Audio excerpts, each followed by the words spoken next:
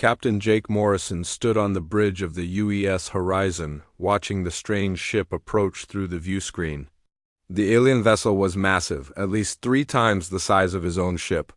Its dark metal hull was covered in spikes and strange symbols that glowed red in the darkness of space.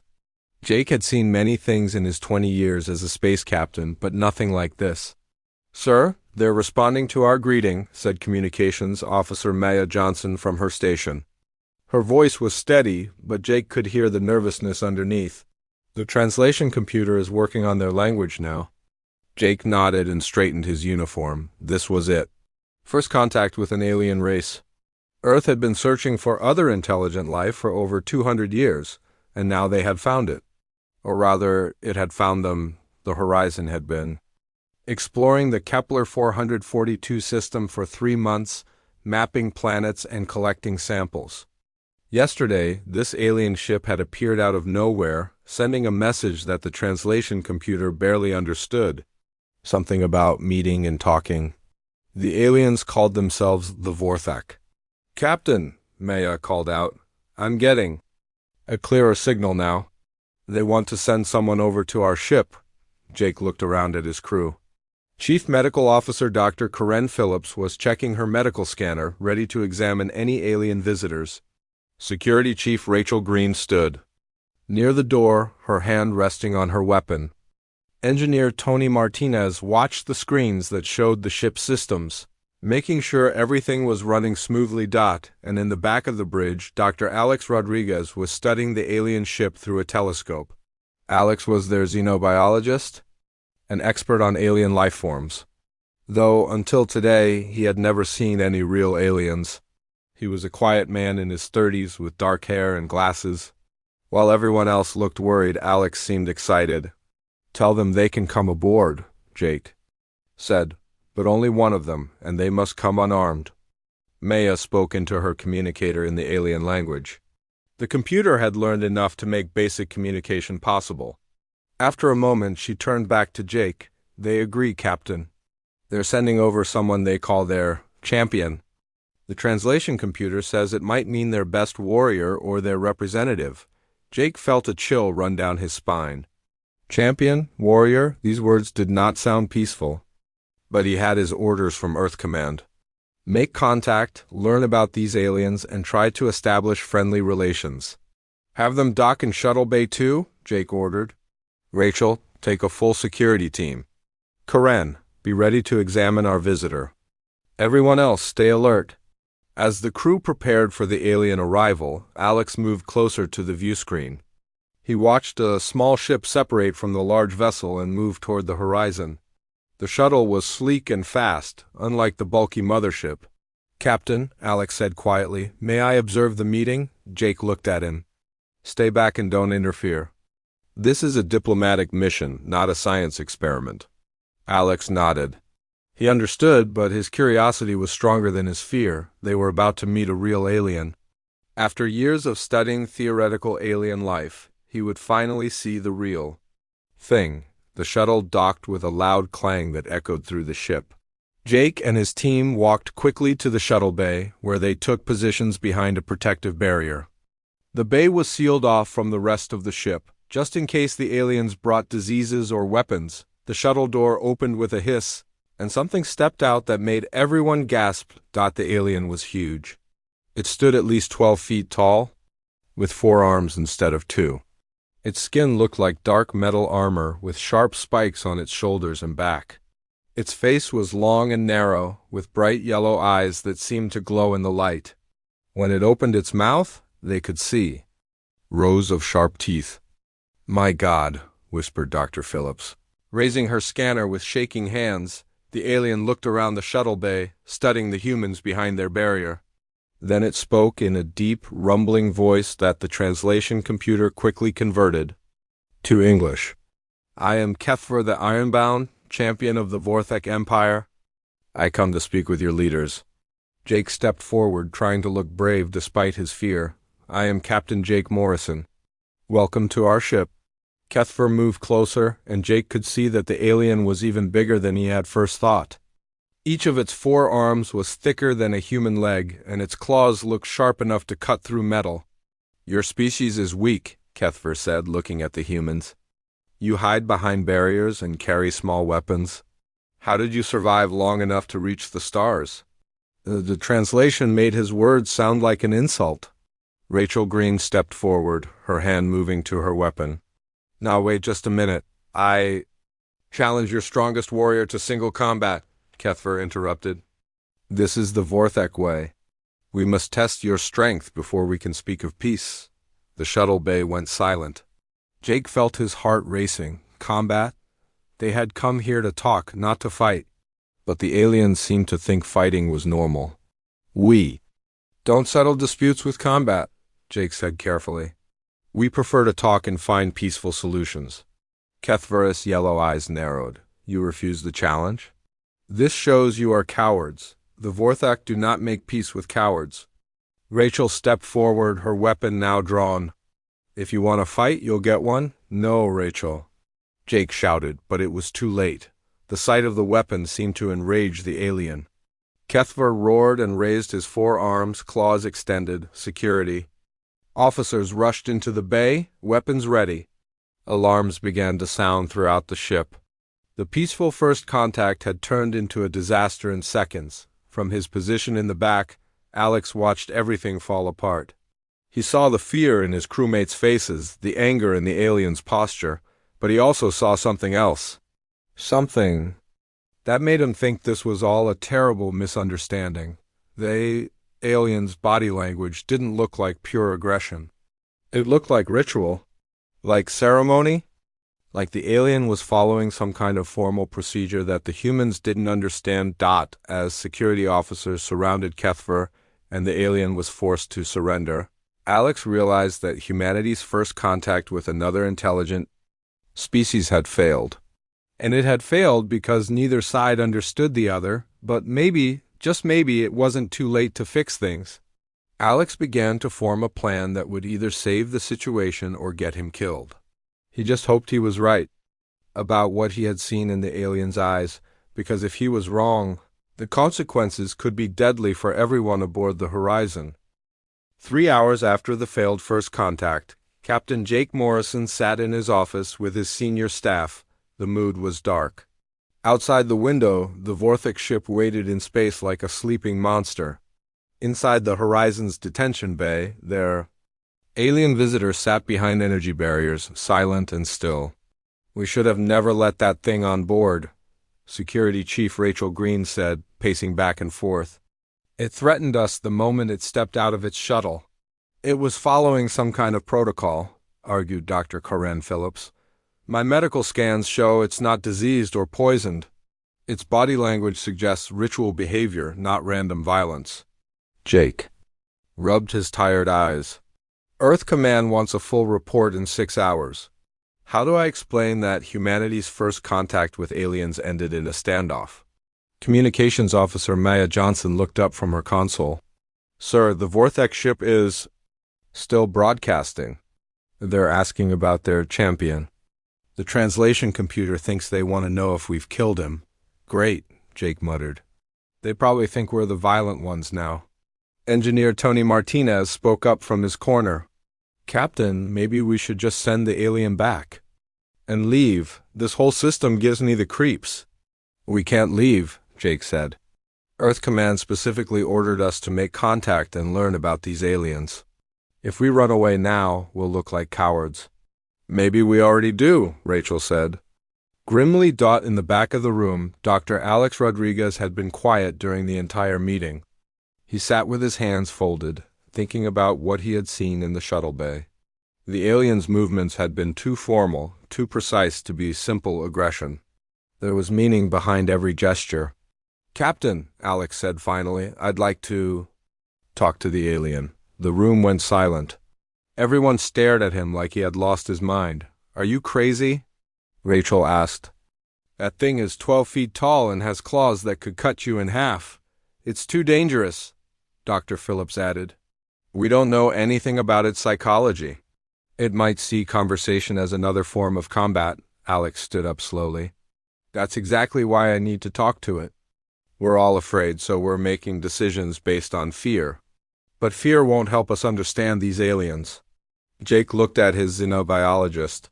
Alex was not a brave man in the traditional sense. He was quiet, thoughtful, and preferred books to weapons. But he had something the others didn't have: curiosity that was stronger than fear. What makes you think you can succeed where diplomacy failed? Jake asked. Alex adjusted his glasses. Because I'm not a diplomat, I'm a scientist. I study alien life forms. And right now we have a living alien sitting in our detention bay, and we're wasting the greatest opportunity in human history. The opportunity to get killed, Tony muttered. The opportunity to learn, Alex corrected. Captain, every species develops communication methods. The Vorthak have space travel, which means they're intelligent. If they're intelligent, they can be reasoned with. We just need to find the right approach. Jake considered this. Earth Command had chosen Alex for this mission because of his expertise in xenobiology. Maybe it was time to let him do his job. What do you have in mind? Jake asked. Alex pulled out a small wooden box from his pocket. I want to bring gifts. Simple things that show peaceful intent, art, music, food. Things that demonstrate human culture without threatening them. Rachel shook her head. This is insane. You're going to get yourself killed. Maybe, Alex admitted. But if I don't try, we'll never know what we might have learned. Jake thought for a long moment. His career was already in trouble because of the failed first contact.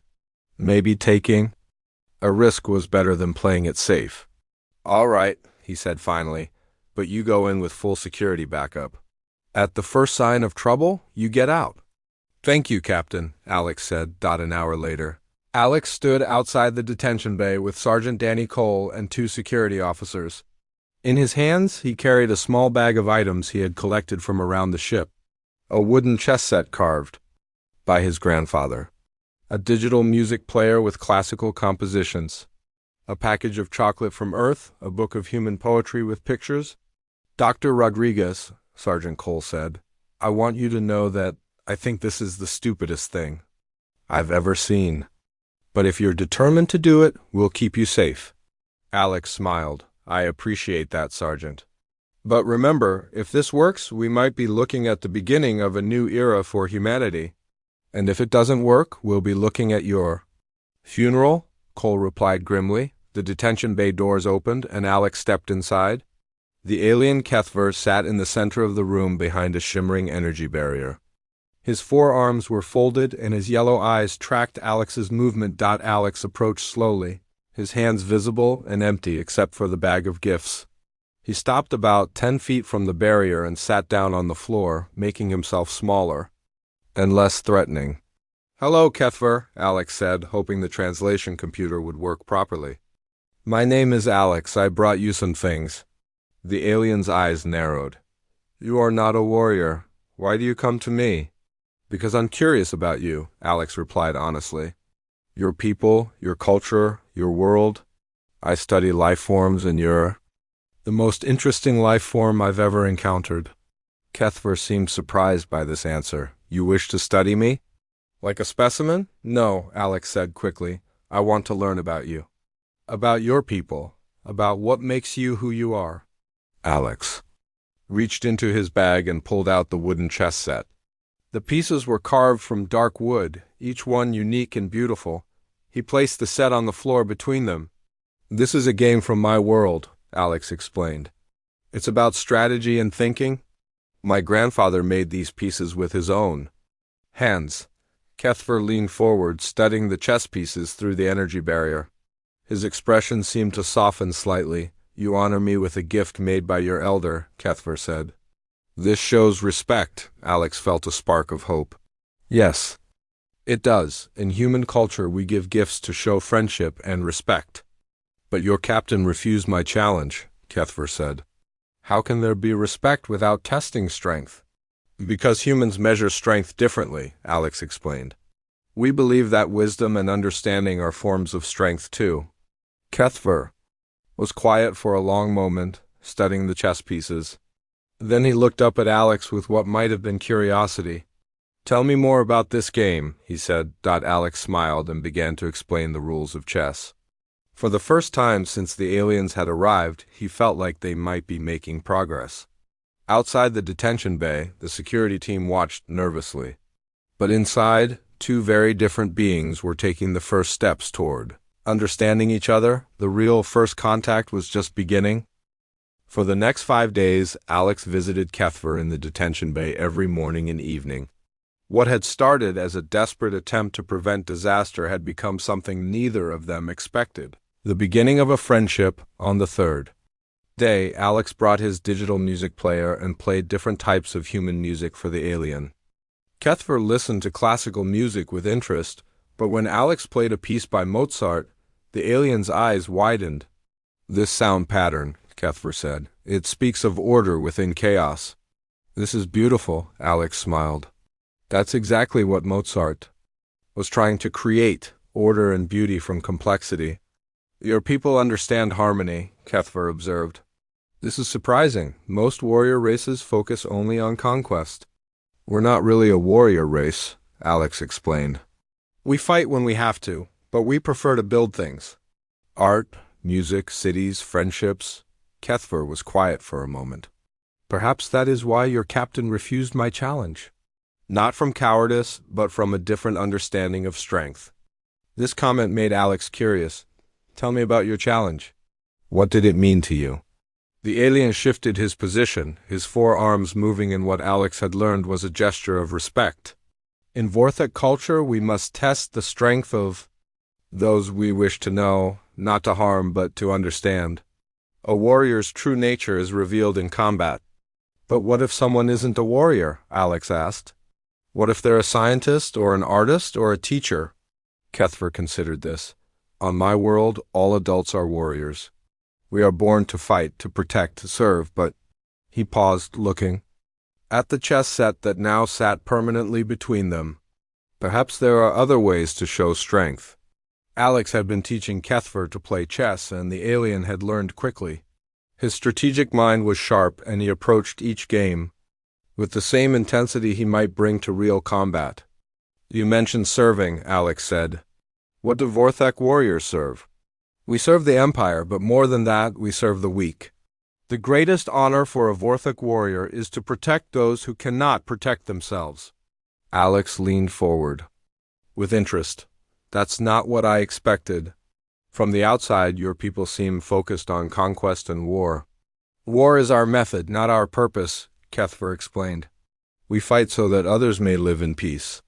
We conquer so that we may protect. But perhaps ... he moved a chess piece thoughtfully. "Perhaps we have forgotten that there are other ways to protect." As the days passed, Alex began to share more about human culture. He told Kethver about art, literature, and philosophy. In return, the alien spoke about Vorthak traditions, their homeworld, and their beliefs. "My people believe that strength. Komis from unity," Kethver said during one of their evening conversations. "A single warrior is powerful, but warriors fighting together are unstoppable." "We have a similar idea," Alex replied. "We call it teamwork. But we apply it to more than just fighting. Scientists work together to solve problems. Artists collaborate to create beauty. Entire communities work together to build better lives." Kethver found this concept fascinating. "Your species uses warrior principles for non-warrior purposes. This is ... clever." Alex laughed. "I never thought of it that way, but you're right." On the 5th day, their conversation turned more personal. Alex told Kethver about his brother, who had died in the Mars Colonial War 3 years earlier. "He was a soldier," Alex said quietly. "He believed in protecting people, just like you do.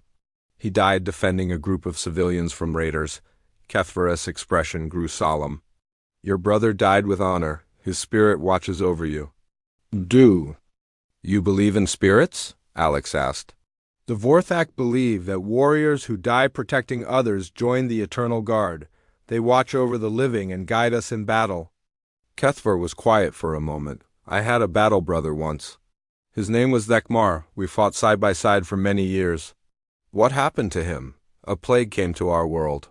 It killed many, but it killed the young and weak first." Vekmar. And I worked to save as many as we could. He gave his life to protect a group of children from infected areas. He carried them to safety, knowing he would die from the disease. Alex saw pain in the alien's yellow eyes. I'm sorry. Losing someone close to you is one of the hardest things in the universe. Yes, Kethver agreed. But Vekmar's death taught me something important. True strength is not about being the biggest or the strongest. It is about being willing to sacrifice for others. This conversation changed something between them. They were no longer just human and alien trying to understand each other. They were two beings who had both lost people they cared about, who both understood the weight of loss and the meaning of sacrifice. Outside the detention bay, the crew of the Horizon watched this unusual friendship develop with mixed feelings. Some, like Communications Officer Maya Johnson, were fascinated by the progress Alex was making. The translation computer is learning more about their language every day, Maya reported to Captain Morrison. Dr. Rodriguez's conversations are providing valuable data. Science Officer Ben Clark was also supportive. Sir, what Dr. Rodriguez is doing could be the key to understanding not just this alien, but his entire species. This is groundbreaking research. But others were worried. Security Chief Rachel Green remained suspicious. Captain, that alien is getting too comfortable, she warned. What if this is all an act? What if he's just gathering information about our weaknesses? Engineer Tony Martinez agreed. I don't like having that thing on our ship. Every day it's here increases the risk to the crew. Dr. Karen Phillips was somewhere in the middle. From a medical standpoint, the alien shows no signs of deception. His stress levels are actually decreasing, which suggests he's becoming more relaxed and trusting. Captain Morrison found himself in a difficult position. Earth Command was demanding regular reports, and the Vorthak ship was still waiting in space. But Alex's progress with the alien was the only positive development in an otherwise tense situation. How much longer do you think this will take? Morrison asked Alex during one of their briefings. I don't know, Captain, Alex replied honestly. But I think we're making real progress. Kethver is starting to understand that humans aren't naturally violent. And I'm learning that the Vorthak aren't monsters. They're just different. Different how? They see the universe in terms of strength and weakness, protection and threat. But underneath that, they have the same basic desires we do. They want to protect their families, preserve their culture, and find meaning in their lives. Morrison nodded slowly. Keep working with him, but be careful. We still don't know what his people are planning. As Alex returned to the detention bay that evening, he found Kethver studying the chessboard with deep concentration. The alien had become quite skilled at the game, and their matches were becoming more challenging. You are learning quickly, Alex observed, sitting down across from his friend. This game teaches patience and planning, Kethver replied. Qualities that are valuable in both war and peace. As they played, Alex realized that something important was happening. Two species that had almost destroyed each other on first contact were now finding common ground through the simple act of two individuals choosing to trust each other, but he also knew that the real test was still to come.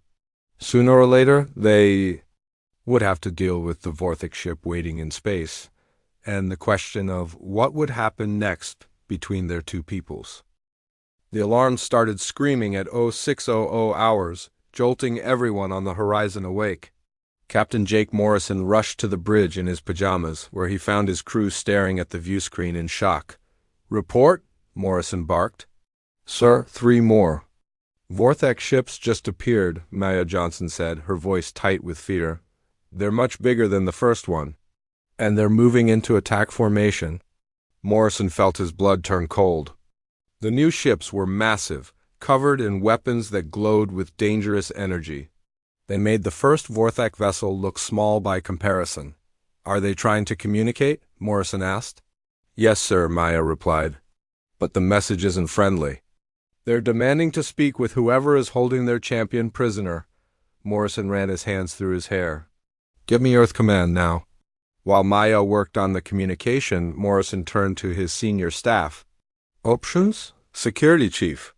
Rachel Green stepped forward. Sir, we should release the alien immediately and get out of here. We're outnumbered and outgunned. We can't just run, argued Science Officer Ben Clark. This could start a war between our species. Engineer Tony Martinez was checking his instruments. Captain, those ships have enough firepower to turn us into space dust. Our shields won't hold for more than a few minutes. Dr. Karen Phillips looked worried. What about Dr. Rodriguez? He's with the alien right now. Morrison realized that Alex was probably the only person on the ship who wasn't panicking. He had been spending so much time with Kethver that he might actually know what to do. Get Alex up here, Morrison ordered when Alex arrived on the bridge. He looked surprisingly calm. Captain, I heard the alarms. What's happening? Morrison pointed to the view screen. Your friend's people have arrived, and they don't look happy. Alex studied the ships on the screen. They were arranged in a perfect triangle formation with weapons pointed at the horizon. Have they made any demands? They want their champion back, Maya said. But the way they're saying it sounds more like a threat than a request, Alex frowned. Something's wrong. Kethver told me that his people value honor above everything. Else, they wouldn't threaten unless they believed we had done something dishonorable. Before Morrison could respond, Maya's console lit up with an incoming message. The translation computer worked quickly, and soon a new voice filled the bridge. It was deeper and more aggressive than Kethver's voice. Human vessel, I am Warlord Drextel of the Vorthic Empire. You have imprisoned our champion and insulted our honor. Release Kethver immediately or face the consequences. Morrison stepped forward. This is Captain Morrison. We have not imprisoned your champion. He is our guest, and he is free to leave at any time. There was a pause, then Drextel spoke again. Lies. Kethver would have returned if he were free. You must have weakened him with your alien diseases or broken his spirit with torture. Alex moved quickly to the communication console. Warlord. Drextel, this is Dr. Alex Rodriguez. I have been speaking with Kethver every day. He is healthy and unharmed. May I bring him to speak with you? Another pause. You are the one who has corrupted our champion. Kethver speaks of human friendship and peaceful solutions. These are not Vorthak concepts. Morrison felt his heart sink. The aliens thought that Alex had somehow brainwashed their representative. This was getting worse by the minute. Sir, Maya whispered, I'm getting a priority message from Earth Command. Morrison listened to the message through his earpiece and his face went pale. Earth Command orders us to withdraw immediately. They don't want to risk a war. We can't leave now, Alex said urgently.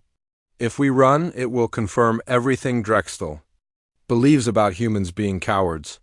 And if we stay, we might all die, Rachel pointed out. Before Morrison could decide, the communication system crackled again. This time it was Kethver's voice.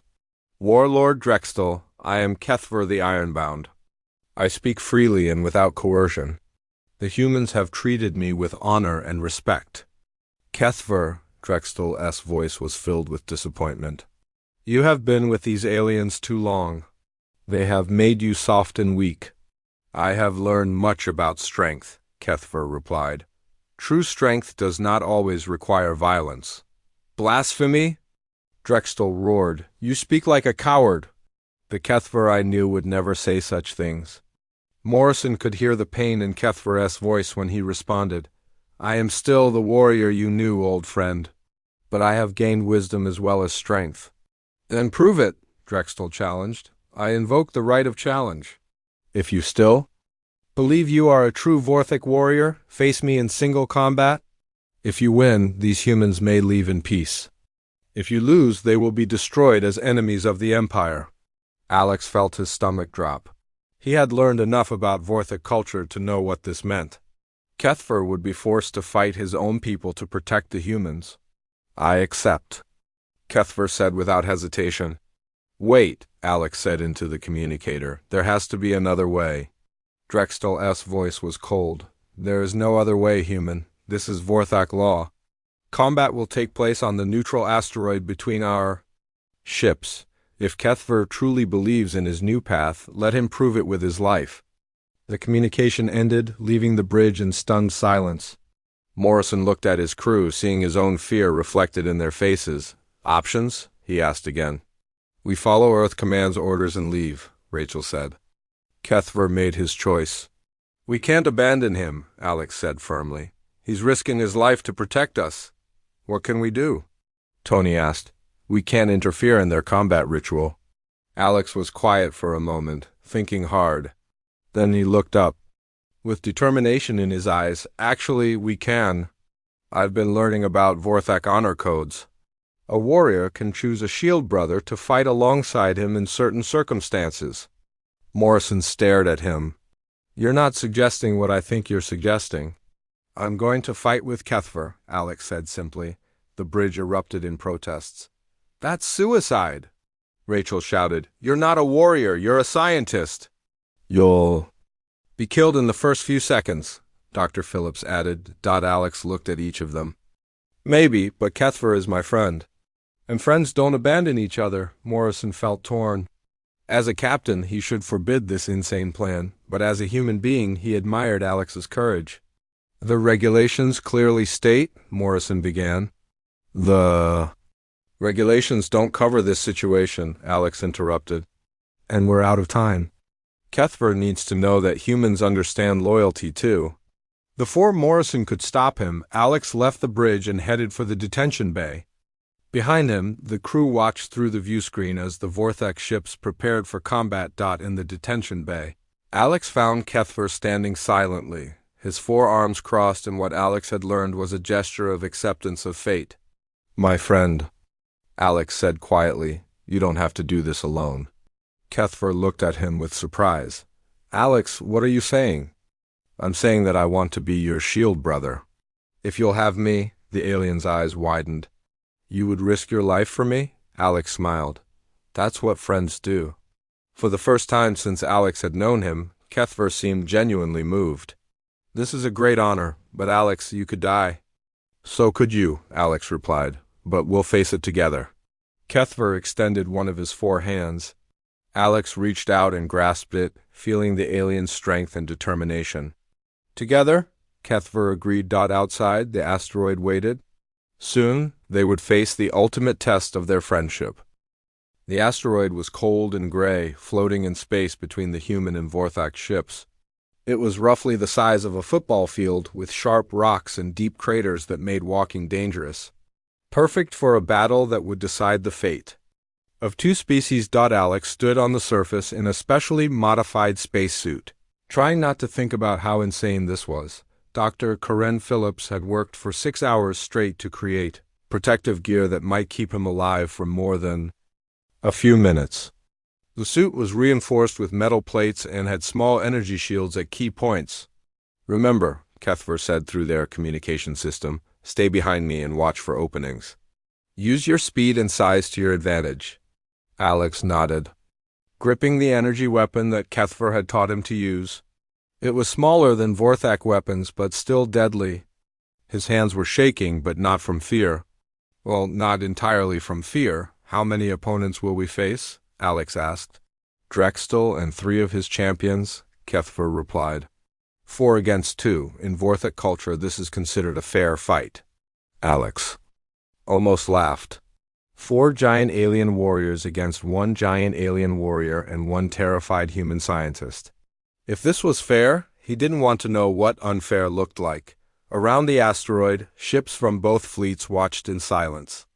Alex knew that Captain Morrison and his crew were watching from the horizon, probably thinking he had lost his mind.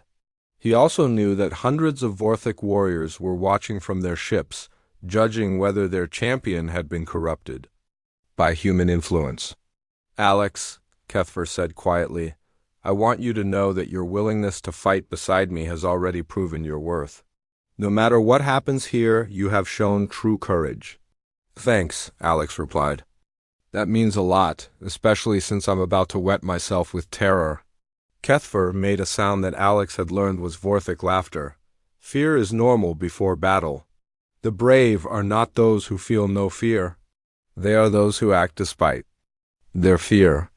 A shuttle approached from the Vorthak fleet, landing on the opposite side of the asteroid. 4 figures emerged, each one massive and intimidating. Drexel was even bigger than Kethver, with darker armor and more scars. His 3 champions spread out beside him, weapons ready. "Kethver the Ironbound?" Drexel called out, his voice carrying across the airless space through their communication systems. "You have brought a pet to fight beside you. This shows how far you have fallen." "I have brought a friend," Kethver corrected. "Something you would not understand."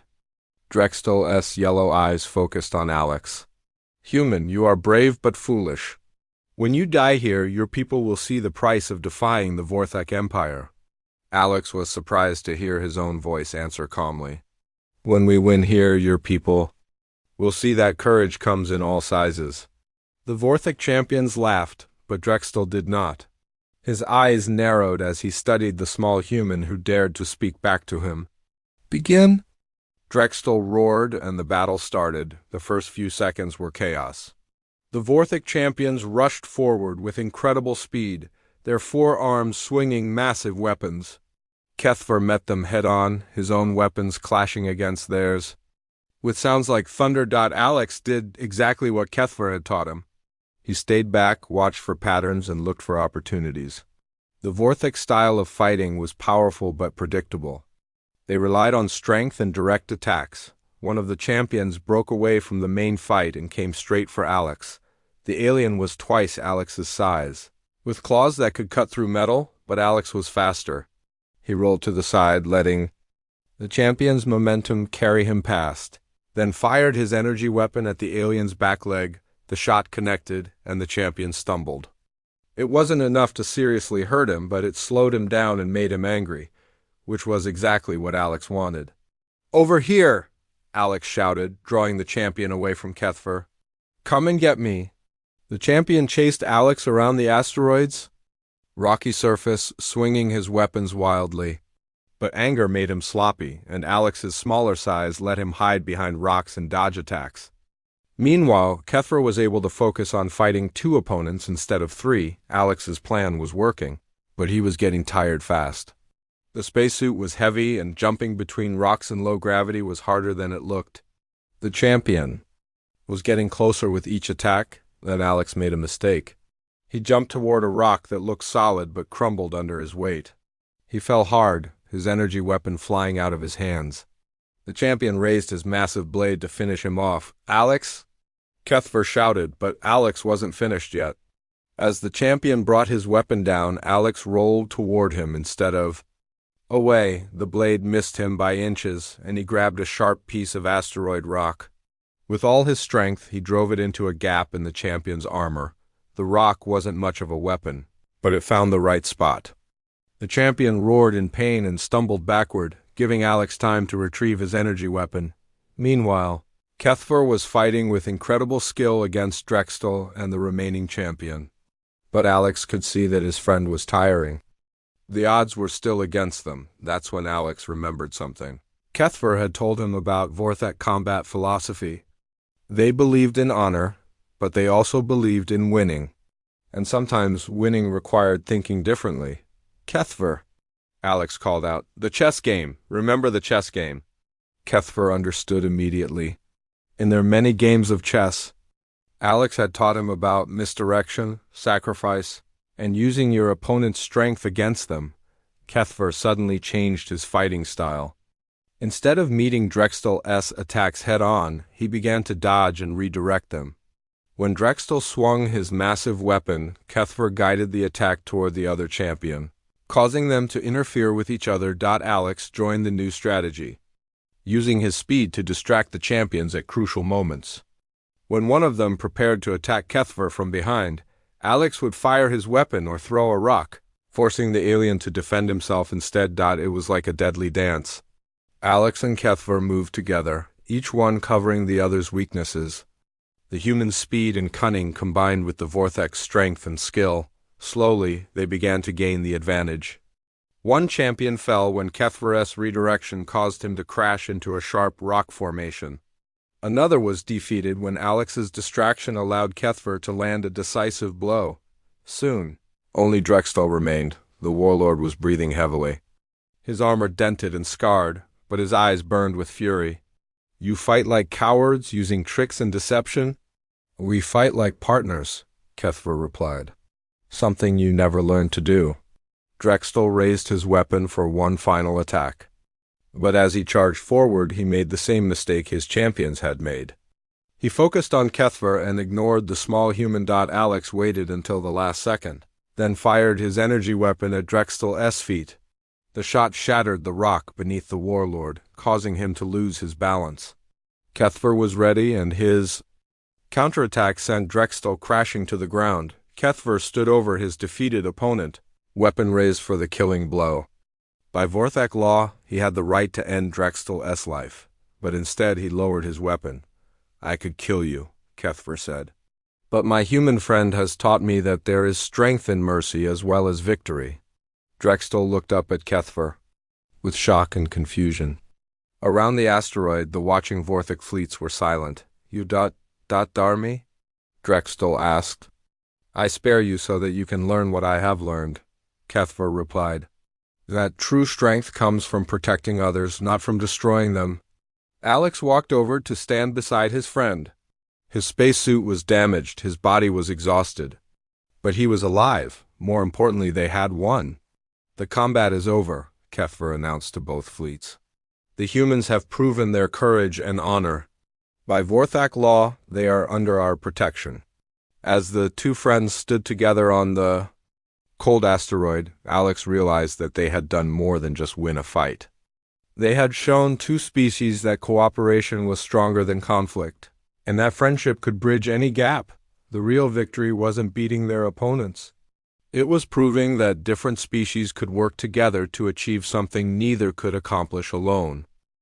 6 months after the battle on the asteroid, Alex Rodriguez stood in the observation deck of the newly renamed Unity, watching a sight that still amazed him every day. Human and Vorthak engineers worked side by side, building a massive space station that would serve as a meeting place between their two species. The station was beautiful, combining human creativity with Vorthak strength. Curved human designs flowed into angular Vorthak architecture, creating something entirely new. It was a symbol of what could be accomplished when different peoples worked together instead of fighting each other. You seem thoughtful today, my friend, said a familiar deep voice behind him. Alex turned to see Kethver approaching, but the alien looked different now. Instead of the battle armor he had worn when they first met, Kethver now wore robes that marked him as an ambassador. His forearms carried data tablets instead of weapons, and his yellow eyes held warmth instead of suspicion. Just thinking about how much has changed, Alex replied, smiling at his friend. 6 months ago, our species almost went to war.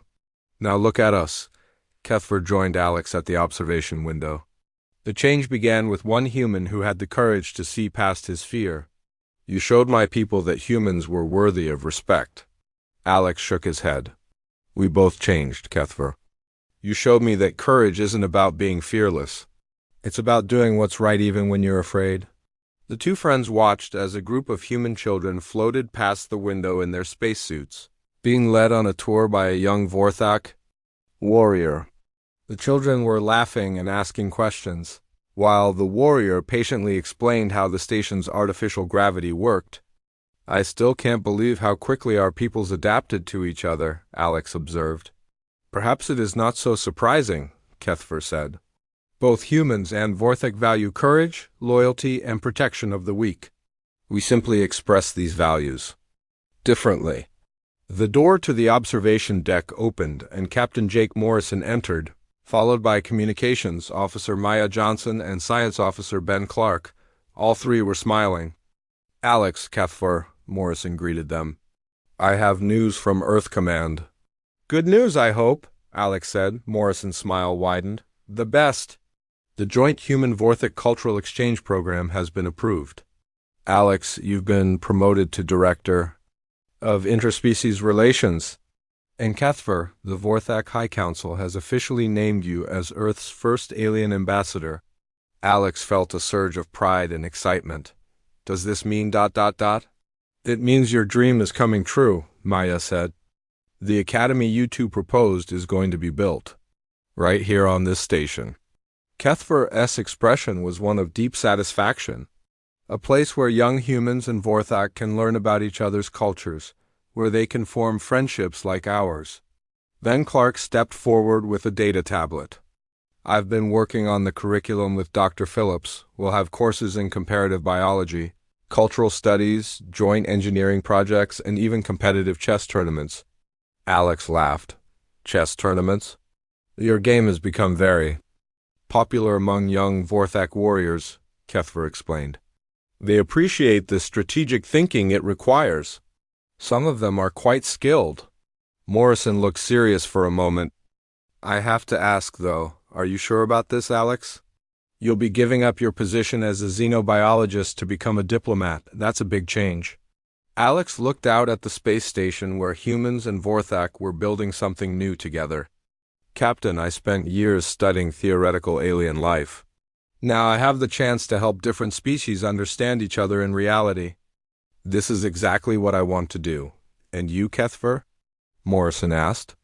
Are you ready to leave the warrior's path for the diplomat's path?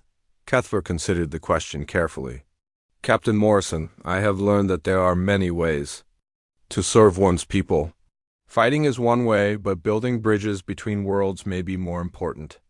Besides, he added with what Alex recognized as humor, Alex has taught me that diplomacy can be its own form of battle. Over the following weeks, Alex and Kethver worked together to establish the Interspecies Academy. They interviewed potential students from both species, designed classrooms that could accommodate different body types, and created programs that would help young people understand each other's cultures. The first group of students arrived on a Tuesday. 20 human teenagers and 20 young Vorthak warriors, all nervous and excited about this new experience.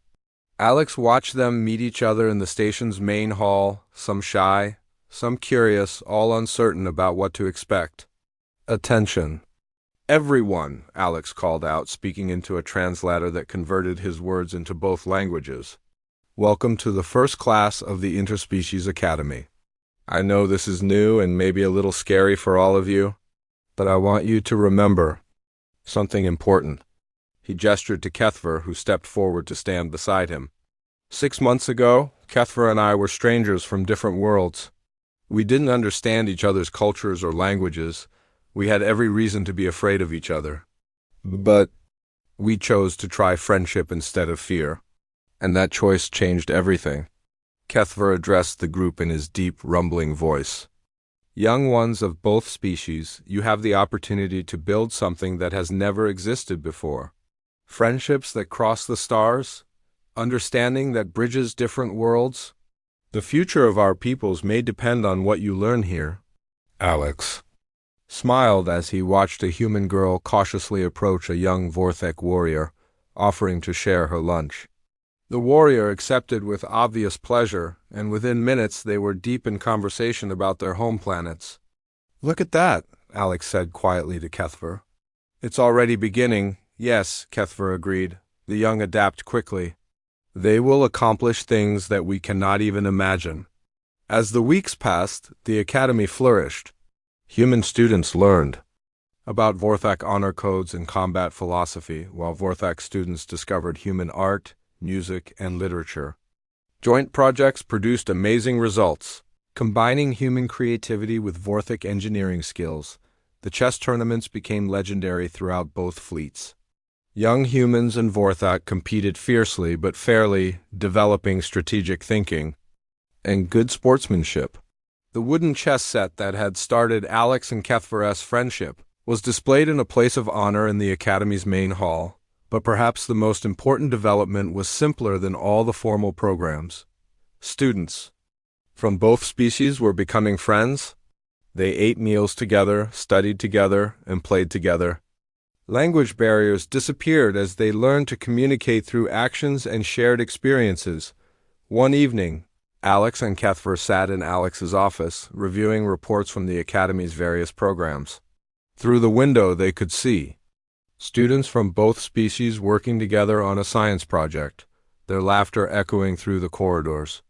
You know, Alex said, when I first decided to approach you in that detention bay, I never imagined it would lead to all this. Kethfer looked at his friend with deep affection. Perhaps that is the nature of true courage, Alex. We cannot know where our brave choices will lead, but we make them anyway because they are right. The academy is just the beginning, Alex said. These students will graduate and go back to their homeworlds. They'll become teachers, engineers, diplomats, maybe even captains of ships. And they'll carry with them the knowledge that different species can work together. They will build a galaxy where cooperation is stronger than conflict, Kethfer added. Where differences are celebrated instead of feared. Alex picked up the small wooden chess piece from his desk, the same piece that had helped start their friendship. One small gesture led to all of this. Makes you wonder what other possibilities are out there, waiting for someone to be brave enough to try. Kethfer extended one of his 4 hands and Alex grasped it firmly. As long as there are beings willing to reach across the void of space and fear to offer friendship, there will always be hope. Outside their window, the stars shone bright and distant, each one representing countless worlds and species waiting to be discovered. And somewhere among those stars, Alex knew, there were others like him and Kethfer. Beings who would choose friendship over fear, understanding over ignorance, and cooperation over conflict. The future had never looked brighter. It had all started with one human who had the courage to befriend a giant alien warrior. But it would continue because that friendship had shown 2 species that the universe was big enough for everyone, as long as they were willing to make room for each other. The academy they had built was more than just a school. It was proof that when different beings work together, they can accomplish amazing things. And that was the greatest lesson of all.